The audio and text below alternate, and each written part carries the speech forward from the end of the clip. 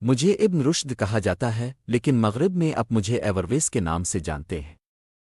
میری پیدائش قرطبہ میں ہوئی، انڈلس کی اس سرزمین پر جہاں گلیاں شاعری، موسیقی اور علم کی جستجو سے گونجتی تھیں۔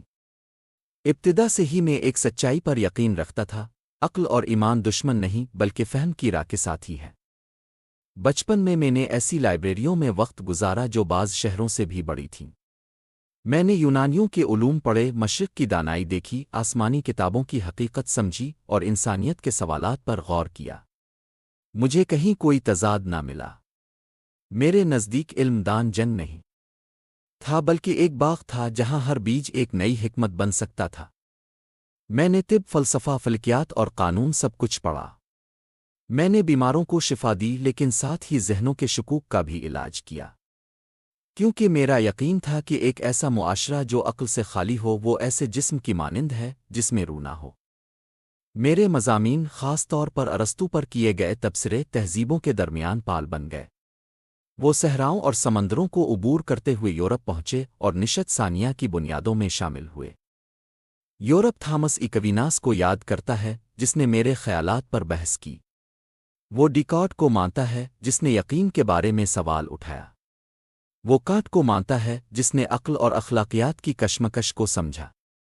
لیکن جو بات ہمیشہ نہیں کہی جاتی وہ یہ ہے، میں وہاں موجود تھا، ان کی لائبریریوں میں ایک خاموش آواز، ان کی بحثوں میں ایک چنگاری، ان کے سوالوں میں ایک سایہ، نہ بطور مخالف بلکہ بطور ہم سفر۔ کیونکہ علم مشرق مغرب کا نہیں ہوتا، وہ تو پوری انسانیت کا ہے۔ ایسے وقت بھی آئے جب میری کتابیں جلائی گئیں، جب میرے نام پر شک کیا گیا۔ لیکن یاد رکھو، آگ خیالات کو ختم نہیں کر سکتی۔ میرے الفاظ زندہ رہے، لاطینی میں ترجمہ ہوئے، پیرس میں پڑھے گئے، بولونیا میں سرگوشیوں میں پھیلائے گئے، پادوا میں بحث کیے گئے۔ اور یوں جب میرا شہر خاموش ہو گیا، میری آواز دور ملکوں میں زندہ رہی۔ میری وراثت سبقت برتری کے بارے میں نہیں ہے، یہ اس بارے میں ہے کہ فکر کی جرت دان جنگ کی جرت جتنی ہی ضروری ہے۔ جب میں نے کہا کہ فلسفہ اور دین ساتھ ساتھ چل سکتے ہیں تو میں نے دنیا کو تقسیم نہیں کیا، میں نے اسے یکجا کیا۔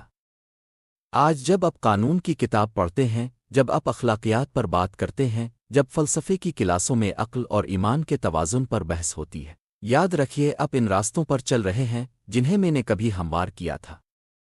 لہذا میرا پیغام یہ ہے، سوال کرنے سے نہ ڈرو، ہم آہنگی تلاش کرنے سے نہ ڈرو، وہاں بھی جہاں دوسرے تصادم دیکھتے ہیں۔ دماغ زنجیروں میں قید ہونے کے لیے پیدا نہیں ہوا، اور ایمان اس لیے نہیں اترا کہ وہ حقیقت کی تلاش کو